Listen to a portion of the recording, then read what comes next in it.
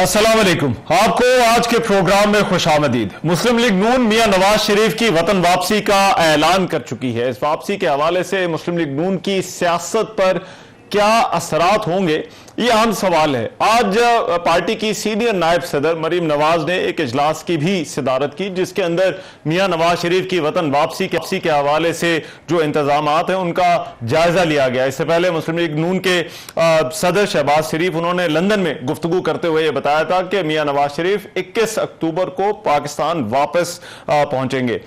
मुस्लिम league नून की सियासत दूसरी तरफ कुछ उलझी भी है। पाकिस्तान पीपल्स पार्टी और मुस्लिम लीग नून के दरमियान एक तनाव किसी कैफियत है। मुसलसल बयानात आ रहे हैं। पाकिस्तान पीपल्स पार्टी के चेयरपर्सन बिलावल भुट्टो जरदारी ने कहा था कि बड़ी अजीब बात है कि एक जमात इलेक्शन की तारीख दे रही है। चीफ इलेक्शन कमिश्नर को इलेक्शन की तारीख का मालूम नहीं, हमें नहीं मालूम कि इलेक्शन कब होंगे। सिर्फ एक जमात ये कह रही है कि फरवरी में इलेक्शन होंगे। उन्होंने शिकवा किया कि इस सूरत हाल में अगर लेवल प्लेइंग फील्ड होने का शिकवा ना करें तो और क्या करें। अब से कुछ देर पहले पाकिस्तान पीपल्स पार्टी की जो सेंट्रल एग्जीक्यूटिव कमेटी का इजलास हुआ, उसमें भी इस हवाले से बात हुई है और उसमें भी सारी सूरत हाल का जायजा लिया गया है। लेकिन यह अहम सवाल मुस्लिम लीग नून के लिए है कि मियां नवाज शरीफ जब वतन वापस आएंगे तो उससे मुस्लिम लीग नून की सियासत पर क्या फर्क पड़ेगा। मुस्लिम लीग नून और पीपल्स पार्टी के दरमियान यह तनाव किसी कैफियत क्यों है, इस पर प्रोग्राम में सबसे पहले बात होगी। साबिक वफाकी वजीर मुस्लिम लीग नून के रहनुमा मियां जावेद लतीफ साहब मेरे साथ इस वक्त मौजूद हैं। मियां जावेद लतीफ साहब, बहुत शुक्रिया आपके वक्त का। मियां जावेद लतीफ साहब, सबसे पहले तो ये बताइएगा, क्या 21 अक्टूबर की तारीख को हतमी समझा जाए? क्या फिर तो तारीख तब्दील नहीं होगी उनकी वापसी की? नहीं, रहमान इसको हतमी समझे और बफजल ज़िंदगी इंशाअल्लाह 21 अक्टूबर को वो पाकिस्तान आएंगे इंशाअल्लाह। अच्छा, और आज जो इजलास हुआ उसमें क्या तय पाया है? पार्टी किस तरह से मियां नवाज शरीफ की वतन वापसी पर इंतजामात करेगी? नहीं, देखें, जहां तक तल्लक है ना इस सवाल का, अभी आपने जो बात की थी कि उनकी वापसी से मुस्लिम लीग पर क्या असर पड़ेगा। देखें, मुस्लिम लीग तो है ही उनके दमखम से। जहां तक सवाल तो ये होना चाहिए कि उसके असरात पाकिस्तान की सियासत पे या पाकिस्तानी अवाम पर कैसे आएंगे या रियासत पर कैसे आएंगे। तो वो उनका माजी गवाह है। जब वो आए, जब अवाम ने उनको चुना तो उन्होंने बड़े बड़े चैलेंजेस का सामना किया। आप देखते हैं, उन्होंने दिफा के हवाले से पाकिस्तान को नाकाबिले तस्खीर बनाया। उन्होंने 2013 में जब तीसरी दफ़ा आए, पाकिस्तान के अंधेरे दूर किए, पाकिस्तान से दहशतगर्दी का खात्मा किया, पाकिस्तान को सी पैक दिया, पाकिस्तान की महंगाई कंट्रोल रखी, पाकिस्तान के अंदर बेरोजगारी में कमी लाए। ये सारी वो चीज़ें हैं जो कौम उन पे एतमाद करती है और कौम समझती है कि जो आज के हालात हैं इनसे निकलने में नवाज शरीफ ही जो एक ऐसे मसीहा हैं, एक रहबर हैं जो इस रियासत को निकाल सकते हैं। अच्छा, लेकिन मियां साहब, वो तो बात आपकी ठीक है, लेकिन मुस्लिम लीग नून की सियासत के हवाले से भी बात की जाती है कि शहबाज शरीफ का पार्टी को लीड करने का तरीका और है और मियां नवाज शरीफ का जो अंदाज़े सियासत है वो कदरे जारहाना है। और आपको क्योंकि अभी इंतखाब में भी जाना है, एस्टेब्लिशमेंट के साथ ताल्लुकात हों या दीगर जमातों के साथ ताल्लुकात हों, तो ये चीज़ें तो पार्टी के लिए भी बड़ा मैटर करती हैं। आपको लगता है कि उनमें कोई तब्दीली आएगी या वो उसी तरह से चलेंगी जिस तरह से पार्टी अभी इन मामलात को चला रही है? रहमान, अगर बात सीधी सी है कि नवाज शरीफ का फलसफा ही चलेगा और नवाज शरीफ का फलसफा जो है उस पे वो शहबाज शरीफ साहब हों, कोई और जमात का मेंबर हो, कोई ओहदेदार हो, तमाम के तमाम उसी फलसफे पे चलने के पाबंद हैं और पाबंदी करते हैं। हाँ, ये ज़रूर है कि अल्फाज का चुनाव, हाँ ये ज़रूर है कि किसी की राय तरीकाकार ज़रा मुख्तलिफ हो सकता है, होता है जमातों में, होता है ख़ानदानों में, होता है एक सोच के लोगों में भी। मगर मैं ये ज़रूर आपको बता दूं कि उस फलसफे पे चलते हुए ही आप पाकिस्तान की इस डूबी कश्ती को बाहर निकाल सकते हैं। अदरवाइज और कोई तरीका और कोई सोच और कोई नजरिया और कोई तरीकाकार है नहीं और रह नहीं गया जो आजमाया ना गया हो 75 सालों में। और नजरिया यही है, फलसफा यही है कि आप आइन कानून के मुताबिक अदारों में बैठे लोग काम करेंगे तो पाकिस्तान तरक्की कर सकता है, खुशहाली की जानिब बढ़ सकता है। आप मालियाती अदारों से जान छुड़वा सकते हैं, आप महंगाई को कंट्रोल कर सकते हैं। तो ये मेरा नहीं ख्याल कि कोई ऐसी जमात जो अवामी जमात खुद को कहलाए और ये उसका फलसफा ना हो। नहीं, मगर मियां साहब क्या ये पार्टी अभी भी मियां साहब के फलसफे के मुताबिक ही चल रही है? जो अभी आप लोगों ने फैसले लिए, हुकूमत लेने का फैसला हो या जो अभी पिछले 16 महीने 17 महीने के फैसले हैं? रहमान, बात तो सीधी है कि 2017 में जो यहाँ किरदारों ने किरदार अदा किया और उसमें आलमी कुव्वतें भी शामिल हुई और सहूलतकारी उनको यहाँ से मिली, अगर उसका कच्चा चिट्टा नवाज शरीफ बता दें, जो कि बताना होगा, वो बता दें तो पाकिस्तानी कौम को उस साजिश का पता चल जाएगा जो 9-10 मई को एक झलक नजर आई लोगों को पाकिस्तान के खिलाफ, पाकिस्तान की ईंट से ईंट जो बजा दी गई। और देखें, हमेशा ही होता यह है कि जब पाकिस्तान तरक्की करता है, जब पाकिस्तान आगे बढ़ता है तो उसको ब्रेक क्यों लगाई जाती है और कौन लगाने वाले लोग होते हैं। और जब कभी मार्शल लॉ लगता है इस मुल्क के अंदर तो उसमें डॉलरों की बारिश क्यों होती है, यह भी एक सोचने का मकाम है। अच्छा। मगर आप ये देखें कि जब डॉलर की बरसात होती है मार्शल लॉ अदवार में, तो उसके बाद जब मार्शल लॉ हटता है तो उसके असरात फिर कई दहाइयों तक मुल्क के अवाम भुगतते हैं।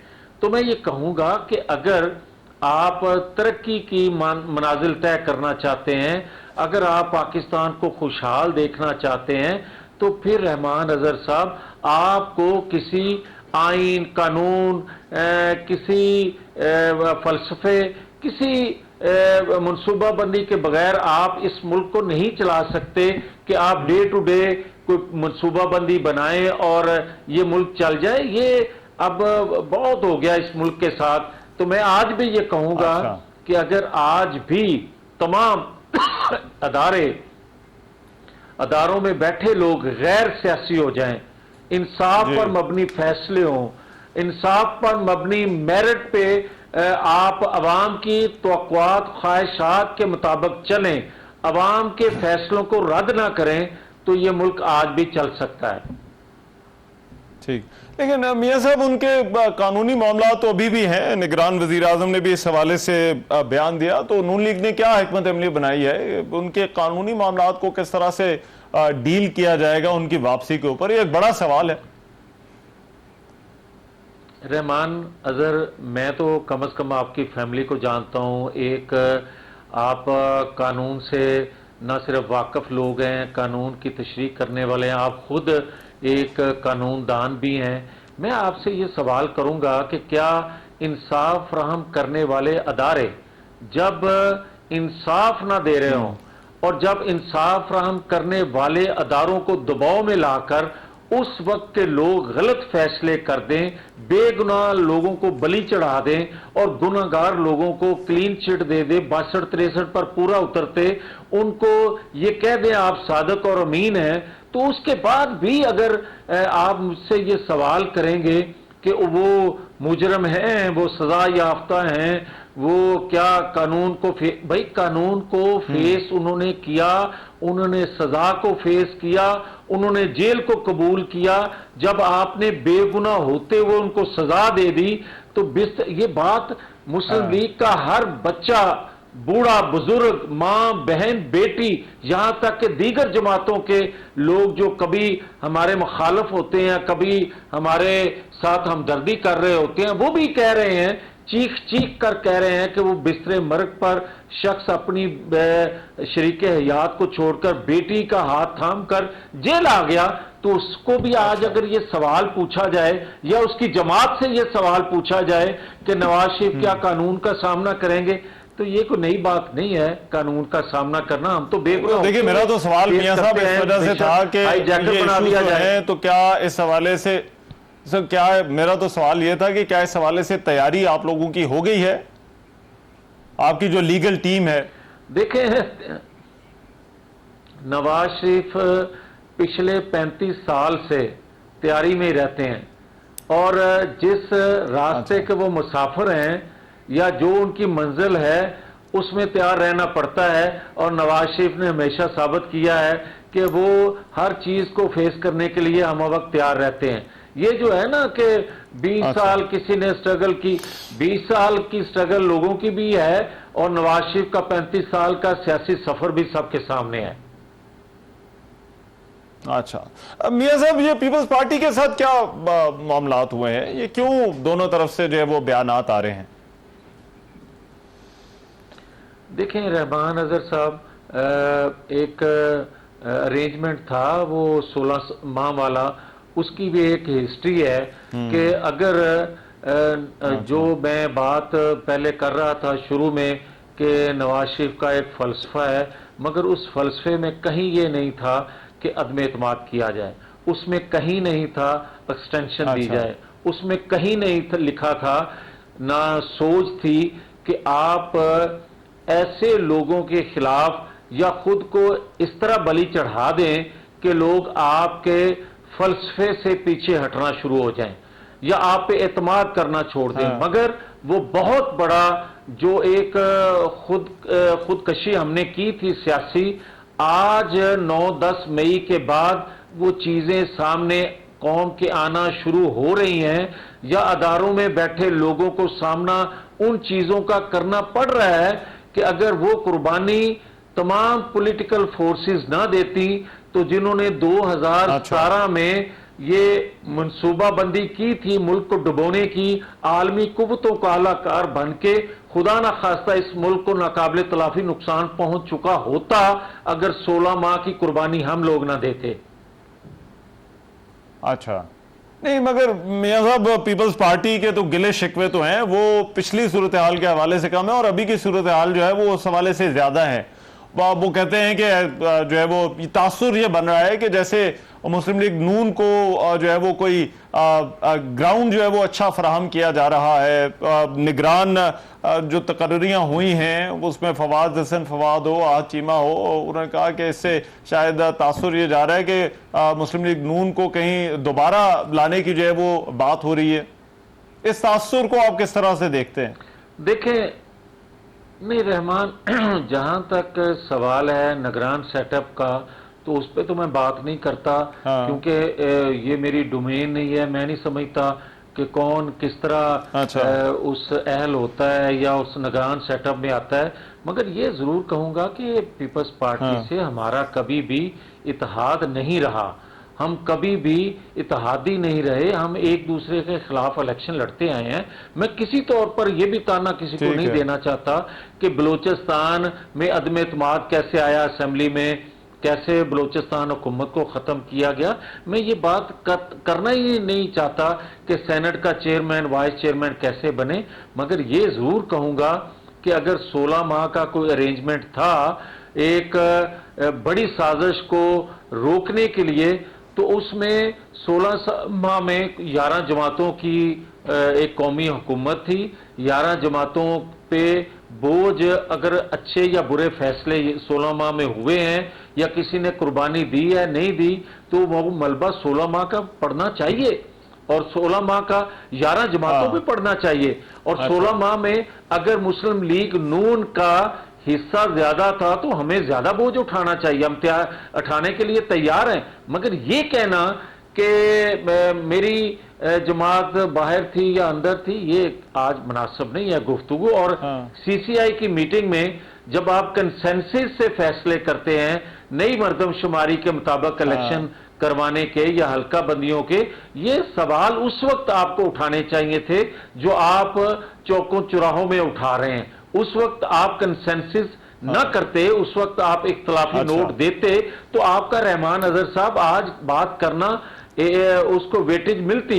मगर आप अंदर बैठ के बात और करेंगे बाहर निकल के सियासी पॉइंट स्कोरिंग और करेंगे, तो ये कौम अब इतनी सादा नहीं है जितना लोग समझते हैं। लेकिन गिला तो मियां साहब लेवल प्लेइंग फील्ड का है, उन्होंने लेवल प्लेइंग फील्ड का गिला है। क्या कहा कि अगर हम गिला ना करें लेवल प्लेइंग फील्ड का तो और क्या करें? तो मैं तो ये पूछ रहा हूं, ये क्या कोई नून लीग को फेवर मिल रही है इस वक्त? अच्छा रहमान, आप जैसा संजीदा आदमी जो है उससे मैं सवाल कर लेता हूं। मुझे आप ये बता दें कि 2002 में मैंने तो जो बिलावल भुट्टो ने कहा है वो आपके सामने जो है वो रखा है सर। मेरी बात सुन, मैं वही कहने लगा हूं जी जी जी कि 2002 में मुस्लिम लीग की क़यादत को इलेक्शन से बाहर रखा, 2008 में मुस्लिम लीग की क़यादत को इलेक्शन से बाहर रखा।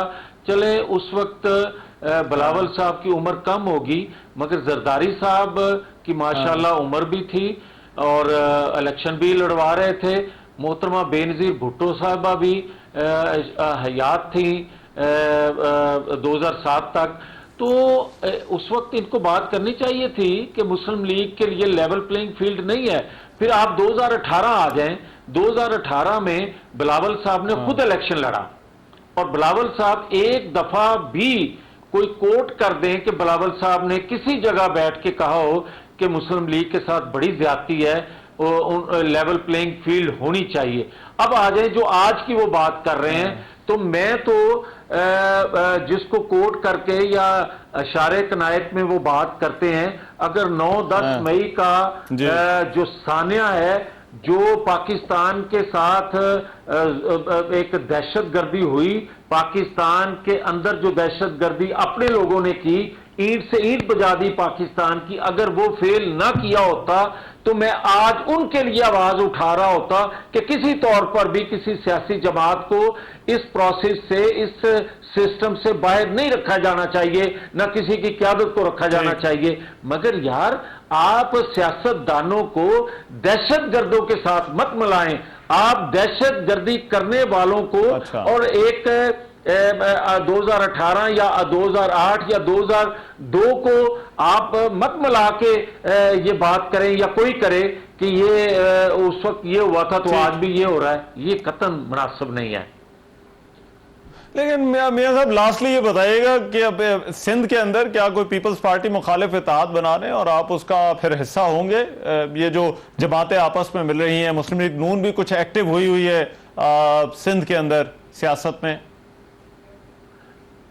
देखिए रहमान, इसको जो भी कह लें, जमाती सतह पे कुछ लोगों ने फैसला या पूरी जमात ने फैसला किया कि सिंध में मदाखलत पिछले 6 साल से जिस तरह का दौर गुजरा, उसमें हम पॉलिटिकल फोर्सेस के सामने खड़ा होना नहीं चाहते थे। वो मैं समझता हूँ कि इस तरह बेयारो मददगार मुस्लिम लीग के कारकुन को, वोटर सपोर्टर को छोड़ देना मुनासिब नहीं था। हम मुकम्मल तौर पे सिंध के अंदर इलेक्शन कैंपेन करने भी जा रहे हैं और वहाँ से हमारे लोग इलेक्शन भी लड़ेंगे। हाँ, एक ज़रूर है कि मुस्लिम लीग वहाँ कमज़ोर रही है अंदरून सिंध में। इस दफ़ा हमारे पास इलेक्टेबल ज़्यादा हैं अंदरून सिंध से भी, वहाँ हम इत्तेहाद भी कर सकते हैं दीगर जमातों से। ये खारिज इम्कान बात नहीं है। मगर पंजाब हो या कुछ और जगह हैं, वहाँ हम इत्तेहाद, या कराची हो, शायद हम वहाँ सीट एडजस्टमेंट के बगैर इलेक्शन लड़ें। ठीक है, बहुत शुक्रिया। मियां जावेद लतीफ साहब हमारे साथ मौजूद है। मुस्लिम लीग नून की सियासत पर बात हो रही थी। अभी एक ब्रेक लेते हैं, ब्रेक के बाद वापस आते हैं, कुछ और खबरों पर बात होगी।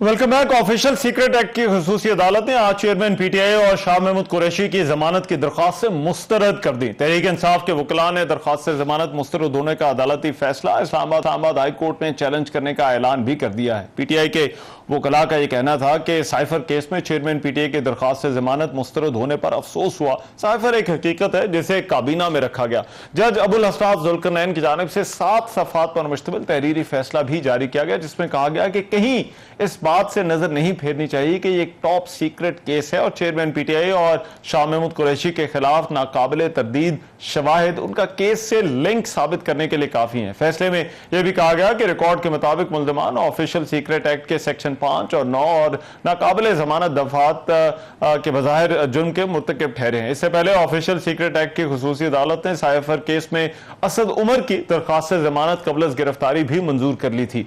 साइफर केस में अब तहरीक इंसाफ की कानूनी हिकमत अमली क्या होगी, इस पर बात करने के लिए इस वक्त मेरे साथ मौजूद हैं अहमद अवैस, साबिक एडवोकेट जनरल पंजाब, तहरीक इंसाफ की कानूनी केसेस में नुमाइंदगी भी कर रहे हैं। अहमद अवैस साहब, बहुत शुक्रिया आपके वक्त का। अहमद अवैस साहब, सबसे पहले तो इस फैसले को आप किस तरह से देखते हैं, क्योंकि जज साहब ने अपने फैसले में कहा है कि ये लिंक बात तौर पर मौजूद है और फिर सेक्शन 5 और 9 का उन्होंने खास तौर पर अपने फैसले के अंदर हवाला दिया।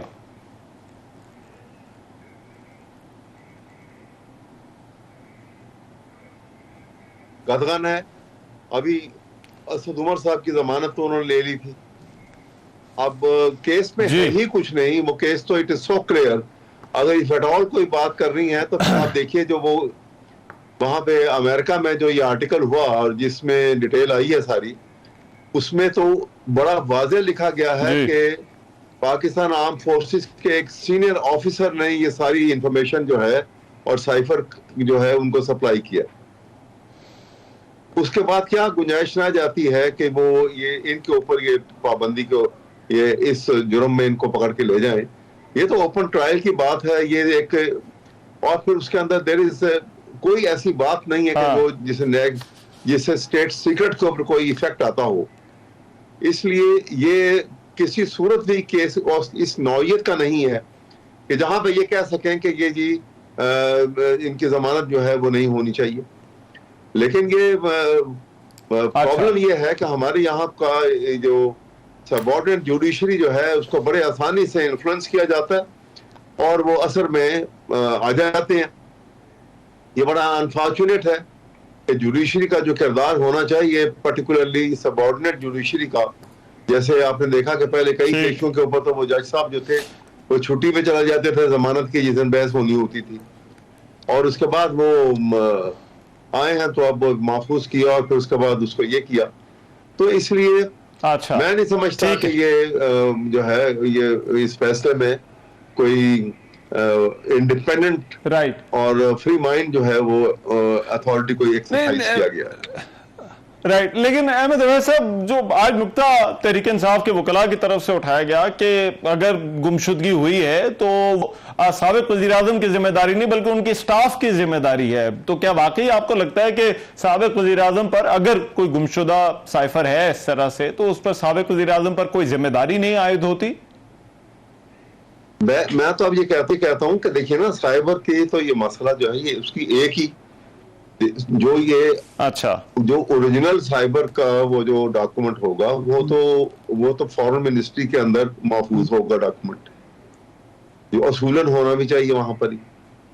और उसके बाद ये कहां से कहां गया, क्या हुआ और क्या उसमें बात हुई है, उसमें कोई ऐसी बात नहीं जिसके ऊपर ये केस बनाया जाए और उसको जो है ऑफिशियल सीक्रेट एक्ट की बुनियाद के ऊपर उसको उनके खिलाफ FIR करके उनको जो है वो क्रिमिनल ट्रायल के अंदर उनको ले जाया जा रहा है। तो वजीर आजम तो किसी सूरत भी इसमें, जो उस वक्त इमरान खान थे, तो किसी सूरत भी उनके ऊपर ये जुर्म जो है ये ना तो आयद होता है ना उसकी कोई सूरत बनती है। ये एक एक्सक्यूज बनाया जा रहा है उनको सिर्फ हरासा करने के लिए और उनको पाबंद सरासर रखने के लिए, और मेरा नहीं ख्याल कि इसके अलावा कोई यूटिलिटी है या इसका कोई उनके नुक्ते नजर से कोई पॉजिटिव रिस्पांस आएगा। लेकिन अहमद अवैस साहब, लेकिन खुसूसी अदालत अब इस मामले को तो वो खुसूसी अदालत इस मामले को तो सुन है और दलाल भी हो रहे हैं वकला की। इससे पहले हमने देखा वो कोई बहस थी, अलवी साहब ने जो अपनी सदर मुमलिकत ने अपनी ट्वीट की थी। तो आपको लगता है कि, और पीटीआई ने भी इस पर रिट तो सुप्रीम कोर्ट से रुजू तो कर रखा है, लेकिन आपको लगता है कि खुसूसी अदालत उस वक्त तक अपना काम जारी रखेगी जब तक कोई आला अदलिया से कोई ऑर्डर नहीं आ जाता है इस मामले पर रोकने का? नहीं, देखिए ना, अभी तो इसको चैलेंज हुआ है और ये और हाँ सॉरी, चैलेंज इस बुनियाद के ऊपर हुआ है कि it is not actually signed by the president, और प्रेसिडेंट ने इसके ऊपर अपनी कंसेंट भी नहीं दी हुई। जी। और इसके ऊपर प्रेसिडेंट की अपनी ट्वीट भी आ चुकी है, उसके बाद उनका इज़हार ख्याल भी आया इसके ऊपर, और ये अब सुप्रीम कोर्ट में इसको चैलेंज भी किया हुआ है। और लेट्स सी कि अदालत इसके ऊपर क्या करती है, और बल्कि इनको अच्छा। चाहिए असूलन तो कि जब तक कि अदालत इस इशू को फैसला नहीं कर लेती है तो इस एक्ट के तहत वो कोई कार्रवाई जो है वो आगे उनको नहीं चलाना चाहिए। ये इटसेल्फ ये एक मैलाफाइड एक्ट है ऑन देयर पार्ट, क्योंकि कानून जो है बड़ा वाज़ेह है कि प्रेसिडेंट ने अगर कंसेंट देनी होती नॉर्मली तो वो साइन करके जाता है डॉक्यूमेंट, अगर रिफ्यूजल किया होता है तो वो अपने पास रोक लेते हैं या वो जाता वापस पार्लियामेंट में। पार्लियामेंट खत्म हो चुकी हुई थी, तो वो एक रेगुलरिटी कीजिए कि वो अगर नहीं गया वहां पे स्पीकर के पास, लेकिन एक दफा जब प्रेसिडेंट ने वाज़ेह तौर पर ये बात कह दी कि मैंने I did not sign on it and I never intended कि ये डॉक्यूमेंट जो है इसको मैं असेंट दे रहा हूं अपनी, तो उस डॉक्यूमेंट को किसी सूरत भी आप उस बिल को एक्ट में तब्दील नहीं कर सकते। अब ये सुप्रीम कोर्ट का बहरहाल इसके ऊपर एक कंसीडर्ड ओपिनियन आ जाएगी, तो उसके बाद ये इसकी कैफियत सामने आएगी। अभी तो एक कंफ्यूज सिचुएशन है, और इस कंफ्यूज सिचुएशन में किसी सूरत ये मुनासिब नहीं है कि ये ट्रायल जो है इसको टेकअप किया जाए। लेकिन मगर इसमें जो आजम खान साहब के किरदार का, उनके बयान का आज भी जिक्र हुआ, आपको लगता है कि अगर कोई ऐसा बयान है तो क्योंकि उनके स्टाफ की तरफ से होगा, तो क्या ये कोई मुश्किल पैदा कर सकता है उनके लिए, साबिक वज़ीर आज़म के लिए? आजम खान किन कंडीशन में हाँ। वो गायब हुआ, फिर कहां से अचानक नुमदार हुआ, फिर उसके 164 की स्टेटमेंट किस तरीके से रिकॉर्ड की गई, ये तमाम सवालिया निशान है। अच्छा। Unless he is subject to cross examination, उसकी किसी स्टेटमेंट की कोई वेरासिटी नहीं है, और इसलिए उसकी बुनियाद बना के जो है वो चेयरमैन पीटीआई को, इमरान खान को किसी सूरत मुर्द इल्जाम ठहराया नहीं जा सकता। वैसे भी एक बड़ा वाज़ेह कानून है कि जब कोई कन्फेशनल स्टेटमेंट दे देता है, तो अनलेस वो corroborate हो इंडिपेंडेंट विटनेसेस के साथ, फिर उसकी कोई कानूनी हैसियत होती है। और अगर वो इंडिपेंडेंट विटनेसेस से उसकी corroboration नहीं होती है तो उसकी कन्फेशन स्टेटमेंट की कोई हैसियत नहीं है। ठीक, ये कानून है, ये वाज़ेह कानून है, इसके ऊपर केस लॉ भी बेतहाशा मौजूद है। तो यहाँ पे यही सूरत हाल है कि उसकी स्टेटमेंट की कहीं करॉबरेशन मौजूद नहीं है, और जिन कंडीशन में उनका ये बयान लिया गया, कहाँ लिया गया, कैसे वो नमदार होकर कहाँ गायब रहे, और किस प्रेशर के तहत उनसे क्या कहलवाया गया, ये सारे क्वेश्चन मार्क हैं जो जब वो विटनेस बॉक्स में आएंगे उनसे डिफेंस काउंसिल जो है लेकिन इसमें वो क्रॉस एग्जामिनेशन करेगा। ठीक है, ये सारी बातें खुल के सामने राइट। मगर अहमद अवैस साहब, एक और मामला जिस पर आईनी बहस चल रही है वो सदर के वो लिखे गए खत का या एडवाइस का है, जिसमें इलेक्शन कमीशन को एडवाइस दी गई है। तो आपको लगता है कि इस पर आपकी कानूनी राय क्या है कि इलेक्शन कमीशन पर क्या कोई आईनी जिम्मेदारी है कि वो सदर मुमलिकत की जो तजवीज है या उनके एडवाइस को सुने? पहली बात तो यह है, देखिए कि क्या इलेक्शन कमीशन जो है वो मावरा है आइन से, क्या आइन से आइन उसके सबसर्विएंट है या वो आइन के सबसर्विएंट है? आर्टिकल 48(5) जो है वो इतना क्लैरिटी के साथ एब्सोल्यूट अथॉरिटी दे रहा है to the president after the dissolution of the assembly on the advice of prime minister, कि उन्होंने डेट भी देनी है, उन्होंने केयर टेकर कैबिनेट भी बनानी है। केयर टेकर कैबिनेट बन गई, और जब वो डेट की तरफ आ रहे हैं तो वो इस किस्म की बातें बना रहे हैं। ये बिल्कुल गलत है, और ये सिर्फ डिलेइंग टैक्टिक्स है। इलेक्शन कमीशन की स्टेटमेंट की वेरोसिटी का तो आप यहां से अंदाजा लगा लीजिए कि जब अप्रैल 2022 में सुप्रीम कोर्ट में लार्जर बेंच में वो नो कॉन्फिडेंस वाला इशू जो चल रहा था, और वहां पे जजमेंट से पहले बेंच ने चीफ इलेक्शन कमिश्नर को अदालत में बुलाया और बुला के पूछा कि बताएं आप इलेक्शन की तैयारी की क्या पोजीशन है आपकी। उन्होंने कहा कि ये जो हल्का बंदियां और ये ये सारी जो सूरत हाल है इसकी, हमें 5 से 7 माह लगेंगे, हमें चाहिए इतना टाइम। ये स्टेटमेंट ऑन रिकॉर्ड है इनकी। उसके बाद जब पंजाब असेंबली और केपीके की असेंबली डिसॉल्व हुई और कोर्ट में बुलाया गया इनको, तो उस वक्त वो 5 से 7 माह तो खत्म हो गए। वहां कहने लगे कि हमारे पास फंड नहीं है, लिहाजा हम करवा नहीं सकते। और उसके बाद वो इन्होंने ये कह दिया, और हमारी मुसल्लह अफवाज की तरफ से ये बयान आ गया कि जनाब बॉर्डर के ऊपर हालात बड़े खराब हैं, इंडिया से हमले का खतरा है, इसलिए वो सिविल इंतजामिया की मदद के लिए वो अपने यूनिट्स जो है अपने ट्रूप्स नहीं भेज सकते। अब उसके बाद तीसरी स्टेज आती है कि इलेक्शन कमीशन सुप्रीम कोर्ट में स्टेटमेंट देता है कि जी नवंबर से पहले तो इलेक्शन नहीं हो सकते, अक्टूबर से पहले। अक्टूबर की डेट दी उन्होंने कि फलां तारीख तक जो है एक ही वक्त में सबके इलेक्शन करवाए जाएंगे, और जब होंगे ये अब उसके बाद अब वो सेंसस के ऊपर आ गए, मरदमशुमारी के ऊपर आ गए, अब हल्का मंदियों पर आ गए। तो ये रिफ्लेक्ट कर रही है उनकी बदनीयती कि वो उन्होंने इलेक्शन नहीं करवाना। इसके ऊपर एक बड़ी डिटेल जजमेंट जो है, जब इलेक्शन कमीशन की रिव्यू पिटीशन खारिज हुई, और रिव्यू पिटीशन के खारिज होने के ऊपर जो सुप्रीम कोर्ट की जजमेंट है, उसमें कितने वाज़ेह अल्फाज में उन्होंने बता दिया है कि 90 डेज मीन्स 90 डेज, इसके किसी बुनियाद के ऊपर आप इसको क्रॉस नहीं कर सकते। ये उन्होंने बड़े वाज़ेह तौर पे उसमें ये बात लिख दी है। इसके बाद ये सारे एक्सक्यूजेज जो हैं, ये लेम एक्सक्यूजेज हैं, ये सिर्फ डिले करने के लिए हैं। कॉन्स्टिट्यूशन जो है वो बिल्कुल क्लियर है। उसका जो आर्टिकल 51 का सहारा लेकर आप 48(5) की जो है और आर्टिकल 224, इनको आप किसी सूरत भी इग्नोर नहीं कर सकते। हर जगह पे जहां पे 90 डेज मींस 90 डेज का है, not later than 90 days. Negative imperative में ये बात लिखी गई है सुप्रीम ये कॉन्स्टिट्यूशन के अंदर। सो इसको उसी स्पिरिट में देखा जाएगा, और कोई और प्रोविजन इसको ओवरटेक नहीं कर सकती। कोई लेजिस्लेशन जो है वो इलेक्शन कमीशन को ये अथॉरिटी नहीं देती है कि वो डिसाइड करेंगे और वो ये फैसला करेंगे। अच्छा, इसमें अहमद साहब दो चीजें तो बदल गई ना। वो एक तो हल्का बंदियों वाला मामला आ गया, और फिर इलेक्शन एक्ट के जो 57-58 वाली तरमीम हुई है, और ऐसा लगता है कि सदर साहब भी कहीं ना कहीं उसको एक्सेप्ट कर रहे हैं इन पोजीशंस को। तो क्या आपको लगता है कि फिर भी इलेक्शन कमीशन को अदालत जाना होगा अगर ये 90 डेज की डेडलाइन मीट नहीं हो रही? उनके पास और कोई चारा नहीं है। अगर उनको ये अपने तौर पे तो किसी सूरत वो प्रेसिडेंट के इस कल का जो उन्होंने ये लेटर लिख के भेजा, उसके बाद वो इसको अपने आप कुछ नहीं कर सकते। बहुत भी अगर उनको नेगेटिव में जाना है उन्होंने, और कोशिश है उनकी कि जिसको डिले करे, उनको अदालत में जाना ही पड़ेगा, और उसके अलावा कोई रास्ता नहीं है। और सुप्रीम कोर्ट में चले जाएं, ठीक है, सुप्रीम कोर्ट इसके ऊपर अपना फैसला जो है वो जरूर देगी, और उससे पहले फैसला वो दे भी चुकी है, वो भी मद्देनजर रखा जाएगा।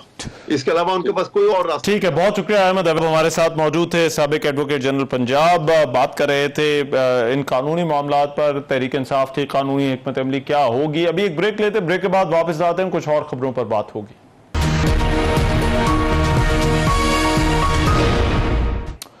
Welcome back. सदर ममलिकत आरिफ अलवी की जानिब से इंतखाबात की तारीख की तजवीज़ दिए जाने के खत के मामले पर इलेक्शन कमीशन का आम इजलास जारी है। इस इजलास में मुशावरत के बाद खत का जवाब देने या ना देने से मुतालिक फैसला भी हो सकता है। सदर आरिफ अलवी ने चीफ इलेक्शन कमिश्नर के नाम अपना खत लिखा था, कहा था कि आइंदा आम इंतखाबात आइन के मुताबिक 90 रोज के अंदर होने चाहिए। निगरान वज़ीर आज़म ने भी गुज़िश्ता रोज निजी टीवी से गुफ्तगू करते हुए इस मामले पर कहा कि अगरचे सदर पाकिस्तान ने कौमी असम्बली के इंतखाबात के लिए एक तारीख तजवीज़ कर दी है, लेकिन मुल्क में इंतखाबात के इनेकाद की तारीख देने का बुनियादी इख्तियार इलेक्शन कमीशन का है। यह मामला क्या रुख इख्तियार कर सकता है, क्या वाकई इलेक्शन कमीशन को अदालत जाना पड़ेगा? इस पर बात करने के लिए अहमद बिलाल महबूब साहब मेरे साथ इस वक्त मौजूद हैं, सरबराह पिल्डाइट। अहमद बिलाल महबूब साहब, बहुत शुक्रिया आपके वक्त का। अहमद बिलाल महबूब साहब, क्या इलेक्शन कमीशन के ऊपर कोई आईनी जिम्मेदारी आपको लगता है कि वो सदर मुमलिकत की इस एडवाइस का नोटिस ले या इस एडवाइस को सुने?